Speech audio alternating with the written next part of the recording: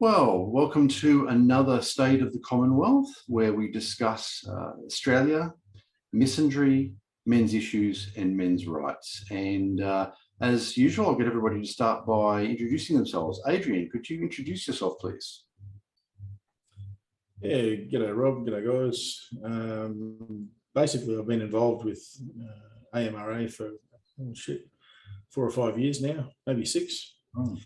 But my main focus is working around suicide prevention and supporting blokes in the community who just can't get the support they need, due to government policies not really giving a shit about blokes. And that's actually a really good area we can talk about tonight, actually. So Natalie, why don't you introduce yourself? So I'm Natalie. Rob and I have worked together on the tackle box for almost a year. And I've been fighting for men's rights for probably about the same amount of time as Adrian, about 6-7 years maybe. And Bob, would you like to introduce yourself? Yes, my name is Bob Jane, and I've been attending Men's Rights Sydney meetings for several years now, and I'm very passionate about combating the rise of androphobia in Australia.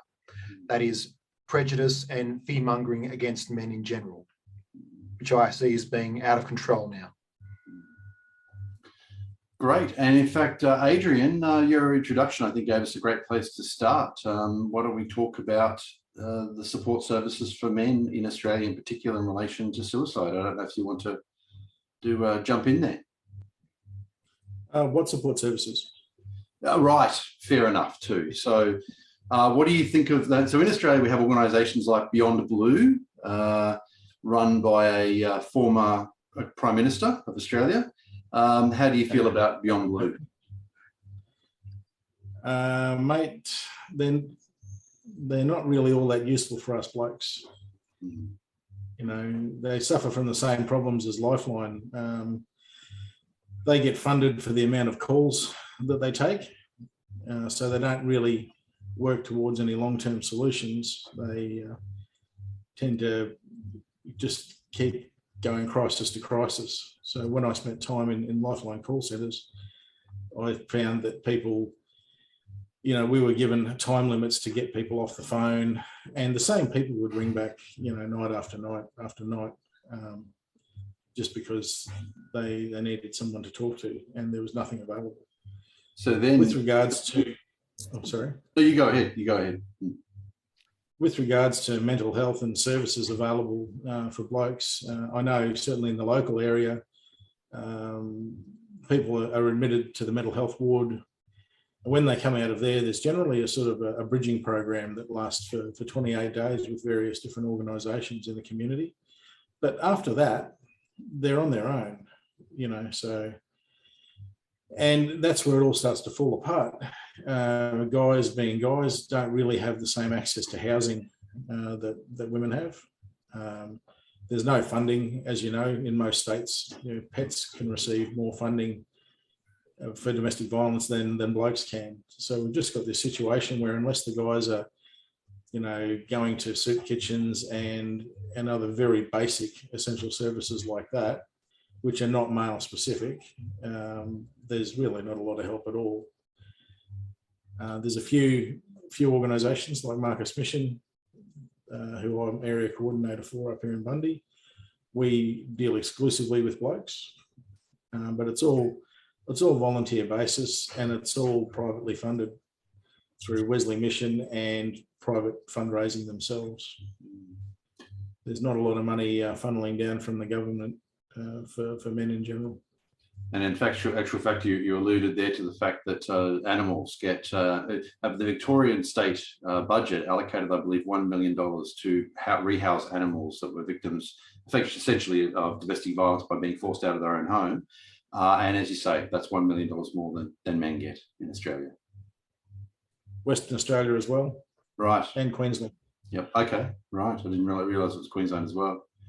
And yes, so it was interesting. You're talking about Beyond Blue and them taking the calls there and they're sort of wanting those calls to be made all the time. They're incentivized towards essentially not solving the problem, aren't they? Well, absolutely.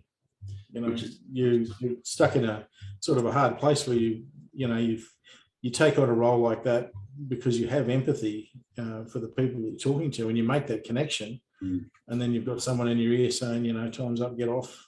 And it didn't sit very well with me. I prefer to do face-to-face as a result. Call centres aren't really my thing. And that's the same thing, of course, we've got with domestic violence, with very many domestic violence organisations in Australia as well. They're all incentivised to keep the gravy train rolling and not resolve any issues. And of course, these are feminist organisations. We've got many of them in Australia. White Ribbon Australia, Our Watch, Rise Up. Well, worse than not doing anything, the problem with most of those DV organisations, and especially the helplines, is if a bloke rings up because they're being abused, they're immediately treated as a perpetrator, and they're getting abused from their partner at home, and then they're being treated very poorly, from these so-called helplines. On top of that, the self-esteem is absolutely in the toilet at that point. They're suffering a great amount of grief and loss around the loss of their relationship and their kids. They're not leaving the family because they're going to lose their kids. So they're experiencing grief for that, but they've got no time and no way to express it because they're stuck in the middle of this thing. And the minute they call these so-called helplines, they're treated like dirt, and it just makes them feel so much more isolated. Suicide's very close to my heart. We lose a bloke about every 3 hours and 43 minutes in this country. And they keep paying lip service to it, but there's not a lot really being done by the government or these many organisations to really help, especially these men.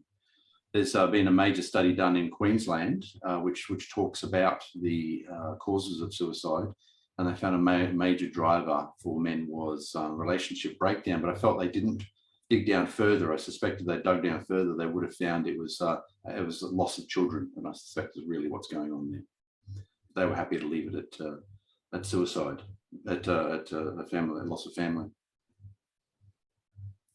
So feel free to jump in, Nat or Bob, if you've got some thoughts on these areas. I do have many thoughts on these areas. I mean, all the time. Right in front of me, I have a Christmas correspondence from my local MP, Dave Sharma. And the very first thing at the top I see is, this year I've partnered with Blues Place, the Women's and Girls Emergency Centre, and the Run for Good project to support women fleeing domestic violence. Every single case, it's purely for women, not one thing for men. They don't even want to acknowledge men. I know they say that men are a minority, but surely that means men should at least deserve a minority of funding. And a minority is much more than zero. And it seems that every politician in Australia is just frightened to publicly state that men are victims deserving of support as well.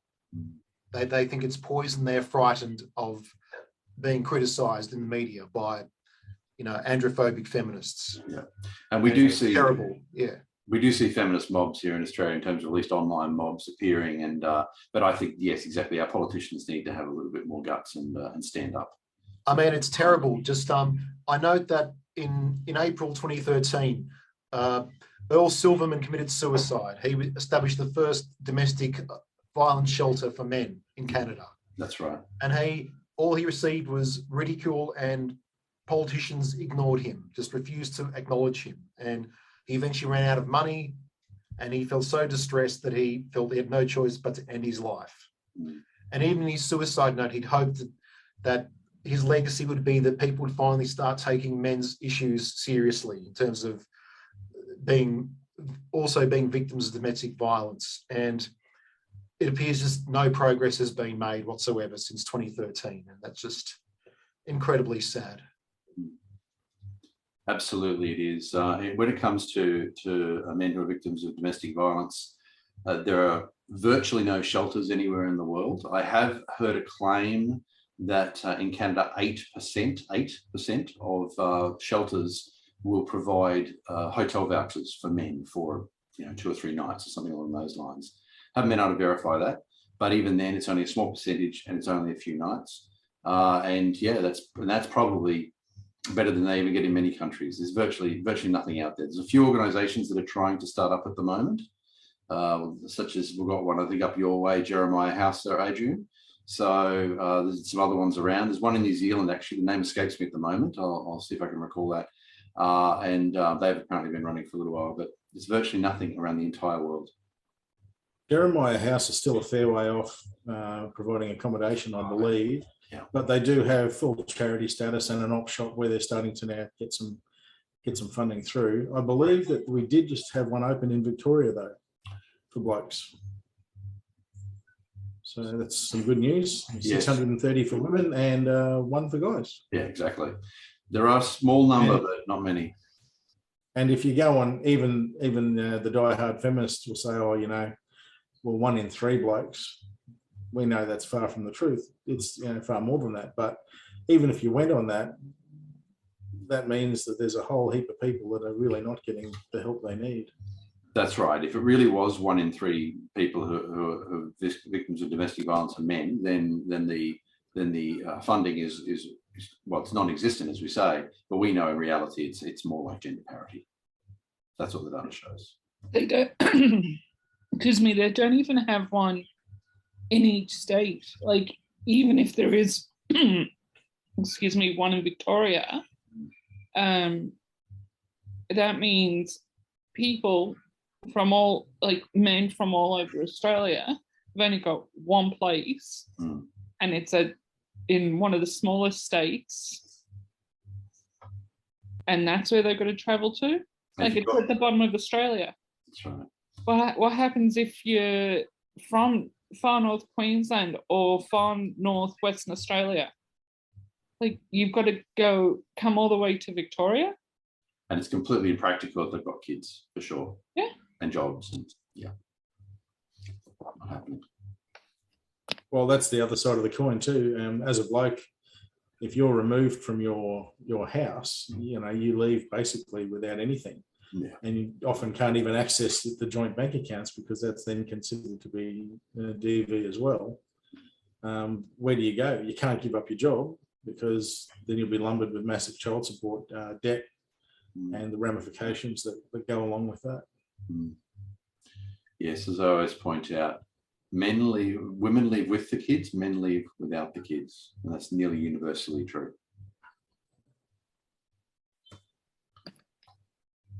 I'm on, I think a lot of people would be on the same sort of thing, is on local community groups on Facebook.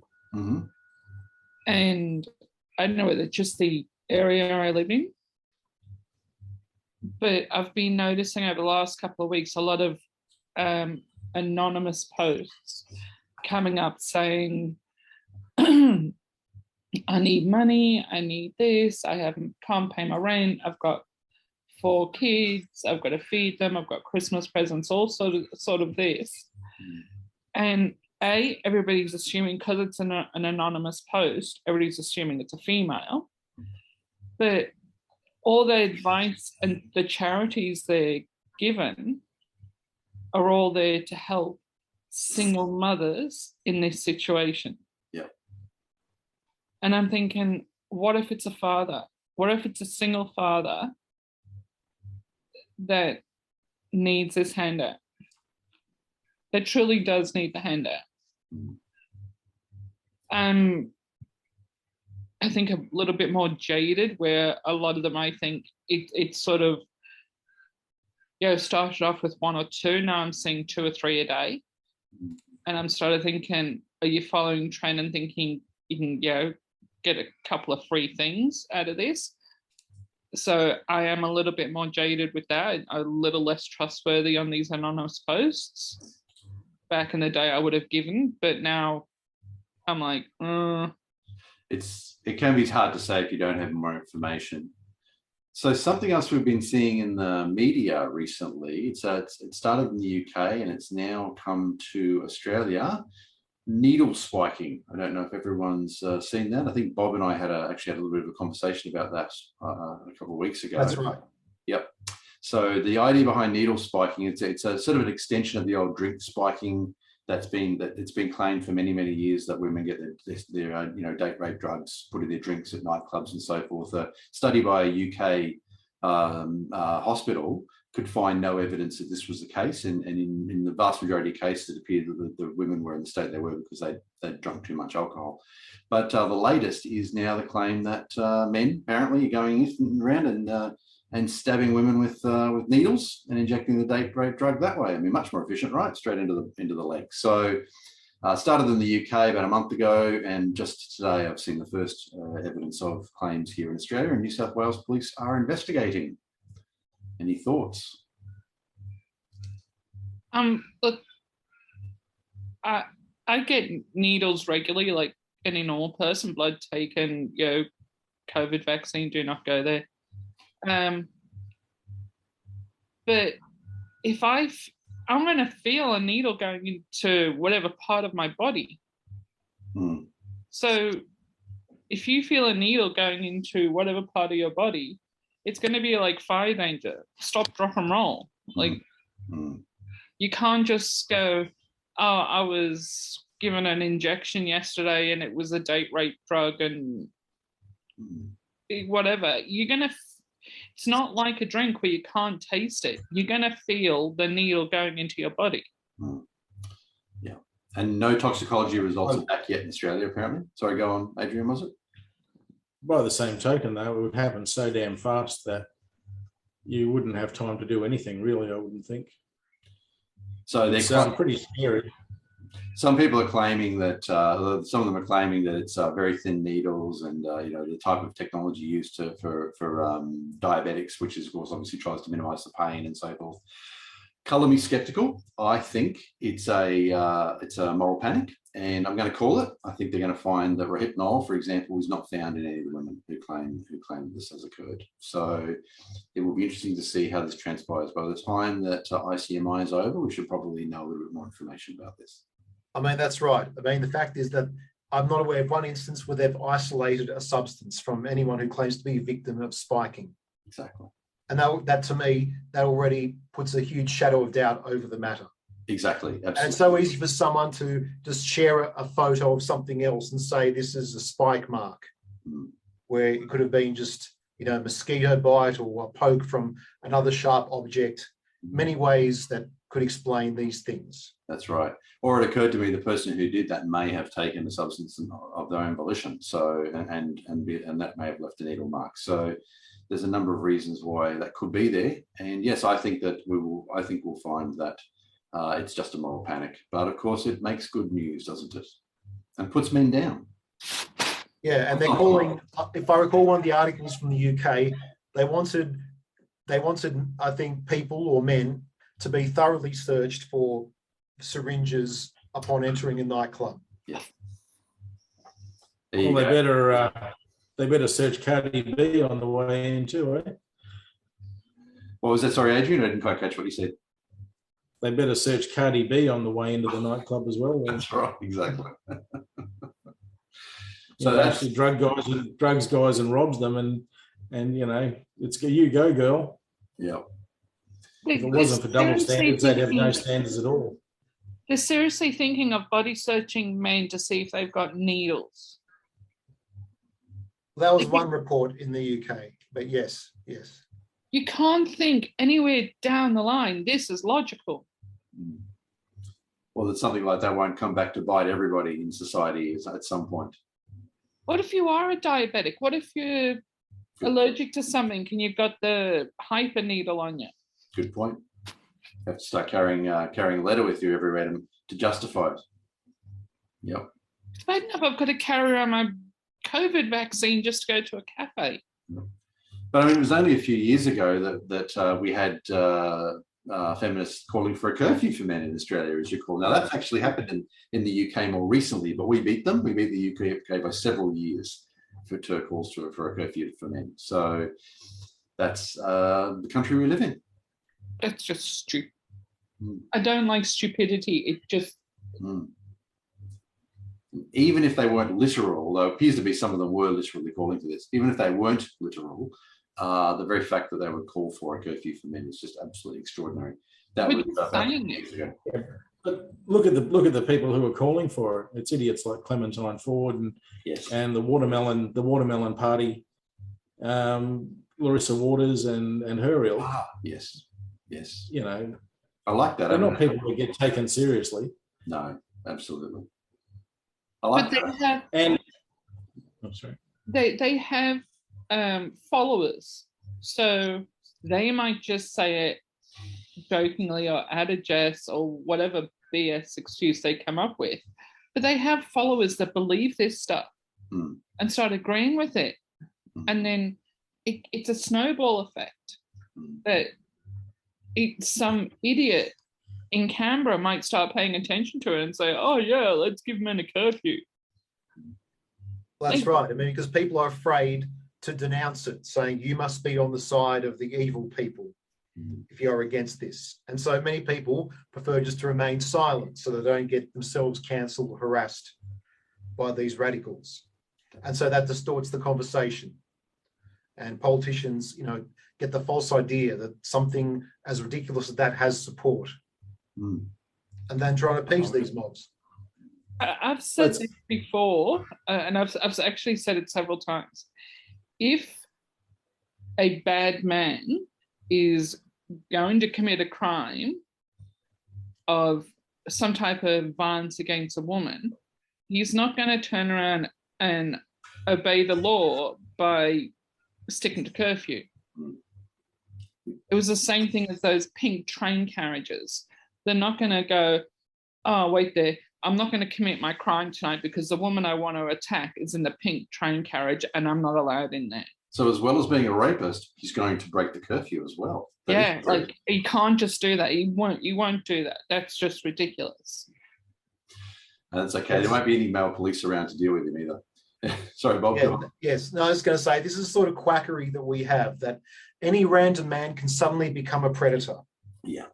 Not just the minority who are criminals, but any random man in the right circumstances can suddenly become like a predatory animal and attack women. This is the sort of quackery that these androphobic feminists are trying to promote. Absolutely. And the fact is, I want to point out the fact is that men are far more likely to be attacked out in public, face violent crime.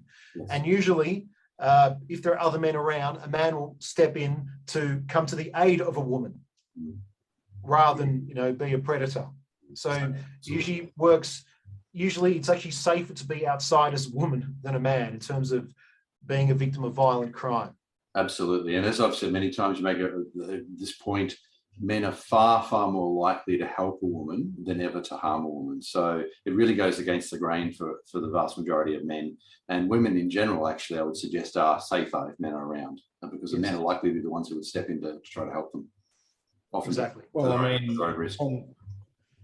on that point of women being harassed and attacked and whatnot, ask anybody who's worked in crowd control and the security industry, and they will tell you that the amount of sexual harassment and sexual assault that we deal with on a nightly basis, women trying to kiss you and trying to grope you and anything else to try and get into a club, or if you deny them entry, they immediately become violent because they have this entitled attitude. Then they think that they're immune from any kind of consequences.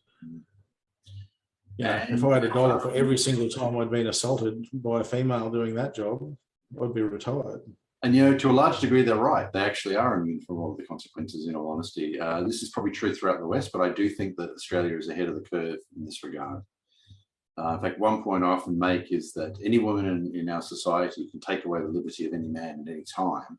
Then there almost certainly won't be any consequences for doing that. He might be locked up for 3 days or 3 years, but she can get him off the street anytime she wants. That's no problem at all. And if she does it repeatedly, there might be consequences, but probably not for the first at least 5-10 times. So, and there have been cases like that where women have done that. And that's the situation that men live with in Australia all the time now. I think that, I'm going to say this from a female point of view. I have been to a female strip club and I've been to a male strip club. And in the female strip club, the guys sit back, enjoy the drinks, and I'm going to be blunt here, enjoy the nudity and the vajayjay and the titties, right? Women go freaking nuts. They claw at these men. They're all over them. And it's like, you've got bouncers there to protect the women from getting pawed, but there's no bouncers there to protect the men. Right. Okay, I didn't know that. Yeah. Well, that's why I said from a woman's point of view, I can go to a female strip club and nobody blinks. You guys walk into a male club and it's a different, there's generally security these days, but it's very rare the guys will walk out of a show without scratches and bite marks and all sorts of stuff on them. The male performers. Yeah. And I've had other women over the years basically say the same thing to me, that's the sort of thing, and certainly that's when I've seen women acting in sort of in that sense. Yes, it's certainly been my experience as well. So absolutely extraordinary country we live in. So in recent, I'd like to say though, sorry. No, go on, Adrian. I've noticed there's always a lot of to and fro online, but I'm noticing that there is a little bit of a shift, certainly in the attitudes of the public towards the way men are being treated. I see a lot more women standing up and defending guys in comment trains and stuff like that. Yes. Generally, the only places you see the real cesspool type comments is in feminist groups or that type of environment where they feel that they've got free reign. If comments are made in general chat, generally they're called out on them. That's a good point. And in actual fact, the group Women Against Feminism, which is a global group, without naming any names, I know a number of the people who were drivers behind that, and quite a number of them were Australian women, in fact. So that's a very good point. But we've had a few other things here in Australia in recent times. We've had Como Secondary College, where a woman stormed into the boys' locker room and called the grade 11s, I think it was, testosterone-fueled misogynists, even though they were just celebrating a victory at a sports victory. And we've had Parkdale Secondary College, where all the students that were white, male and Christian were asked to stand, and then they were told they were privileged oppressors. And we've had Broward College, and this is all within 2021, where the male students were asked to stand and apologise for sexism. So these are three examples we've had just in 2021 here in Australia, in various parts of the country. In fact, all those three instances, I think, were like 4 weeks apart, roughly. So, that's right. Yeah. That's right, exactly. It got to the stage where we were wondering what was going to come next. We got to the 4 week mark, and we're like, okay, what school's going to do something stupid now? So anyway, that's a good example of the state of Australia at the moment. I think Adrian makes a really good point that things are turning around a little bit, but the media is still pushing a very misandric message. I think a lot of people are starting to realise it. It'll be interesting, actually. We're trying to avoid the topic of politics. At the last federal election, a lot of people on both sides of the aisle were really shocked by the result, and it really indicated that the message the media was giving was very different to what was really going on in the heads of voters. And we have an election coming up. It'll be interesting to see what happens there.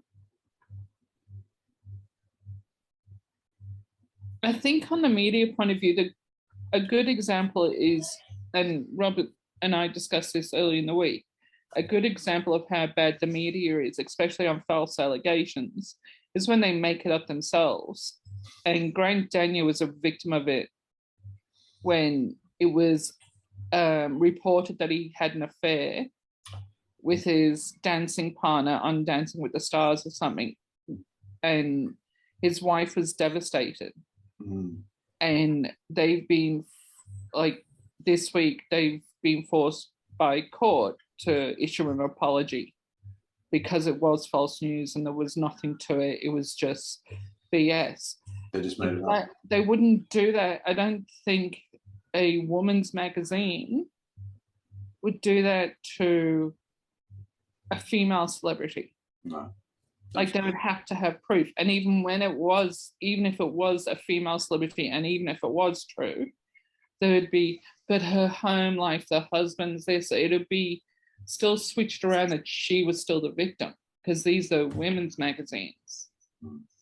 This is the media we're playing into. They're actually making crap up now to make men look bad. Yeah. And the other thing too is if men are towing the line and doing what they're told, they can behave incredibly abysmally. This year we've had the example of our good friend Andrew O'Keefe, one of the founders of White Ribbon, beat the snot out of his partner and got away with it, scot-free. So for those and it disappeared out of the media.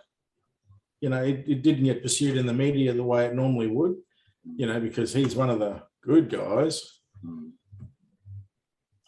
That's actually a really good point. So Andrew O'Keefe, for those who don't recall, is a well-known star here in Australia. And when Cassie J came to Australia, we brought Cassie J out for ICMI17. And when she went on Sunrise, I think it was called, his show, and he and his co-host tried to tear strips off her. I think she did really, really well, stood up for herself.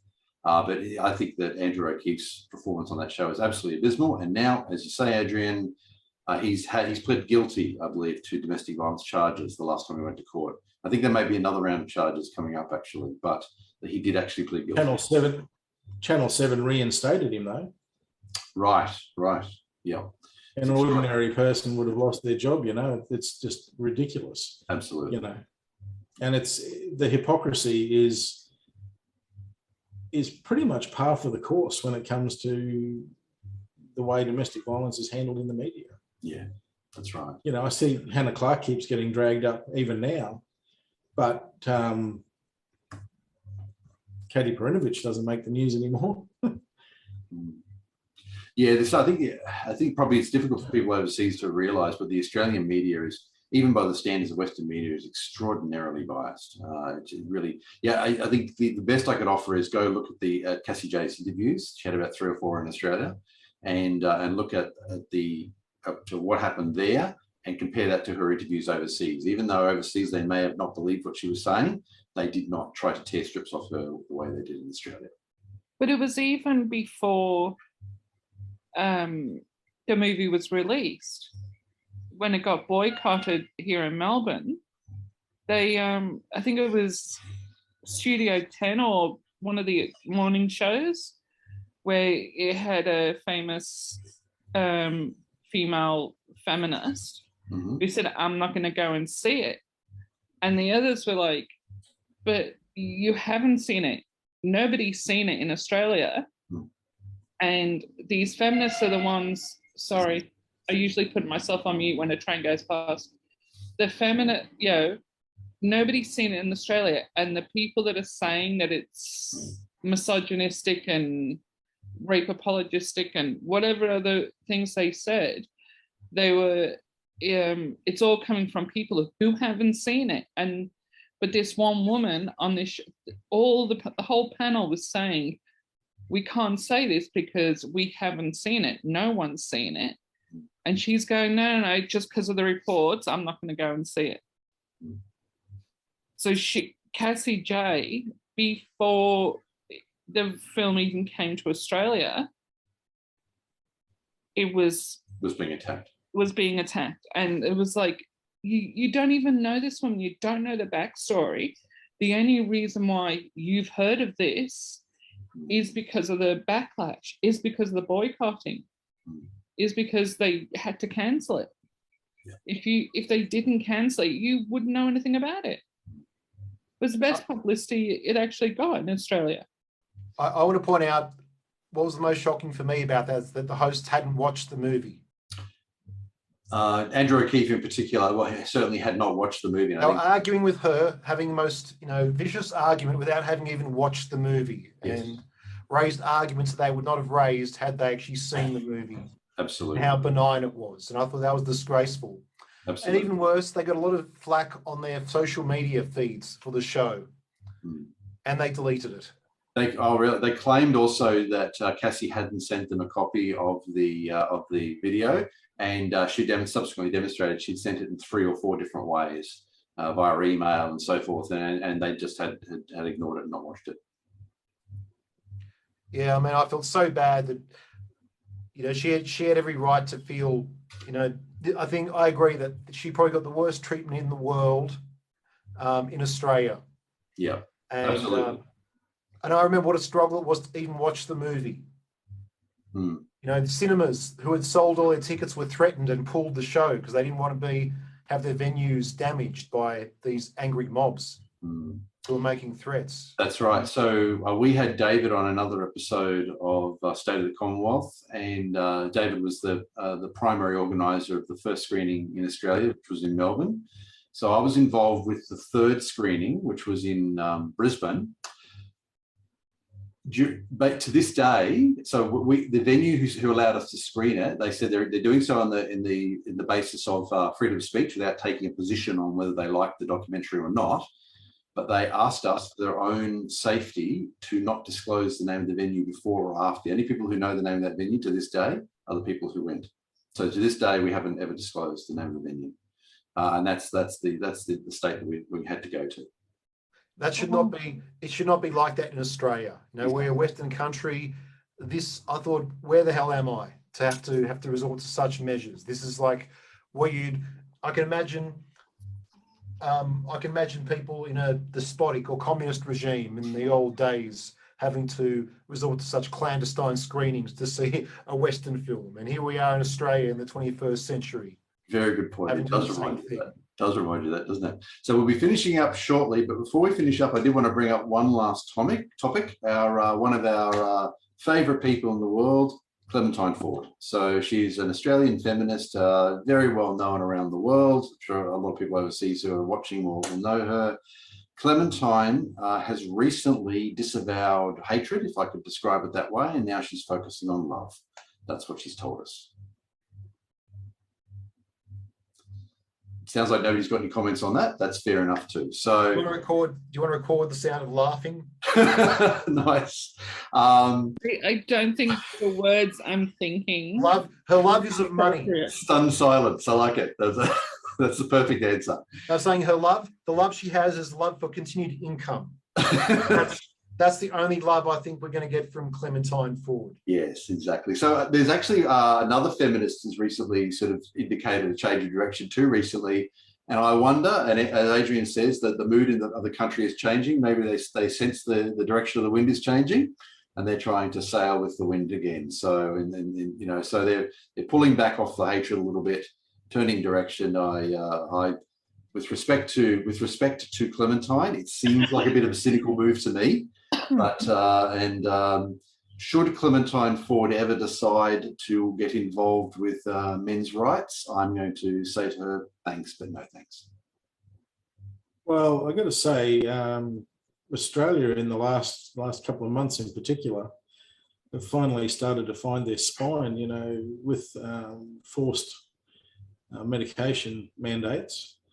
You know, we've had numbers up to 900,000 people marching on a weekend across the country. That's 4% of the population, and they're not for or against. They're just supporting the right to choose, just human rights. That's right. And with more people getting off their couches and doing what's right, I think we may see a little bit of progress in the areas that we focus on as well. Yeah, no, I hope so. And go on, Natalie. Sorry, I was going to say to that, because the mandate affects all of Australia. Please don't honk your horn. Don't you think that there's going to be more people who are going to fight for it than the men's issues because it's just not popular? I think it's a case of basically, if you go to these protests, you're standing up against a very strong media narrative and a very strong coercion narrative from the government. Yeah, you know, you are standing up and being counted in a situation that could have real world consequences for you. And with everybody, we just haven't seen that level of commitment previously on pretty much any topic. You know, Australians notoriously don't get out of their lounge chairs and go and protest. But it's everybody. It affects everybody. It doesn't matter whether you're male, female, non-gender, transgender, transsexual, doesn't matter. What you're saying affects everybody. Absolutely. So that's where the popularity and the spine might be coming from. Whereas if it's just men, and I keep on doing the air quotes, sorry, if it's just men, then it's okay. We don't have to worry about that. I think it's a popular, because it affects everybody, it's a popular thing. But I think that's where you've missed the point completely. You know, the women I'm seeing stand up in comment sections on various things are standing up for their sons and their fathers and their uncles and their granddads and their nephews. They're standing up for the people that they love.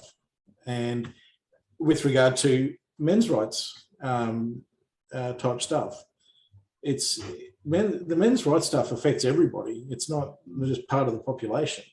And more women appear to be starting to realise that.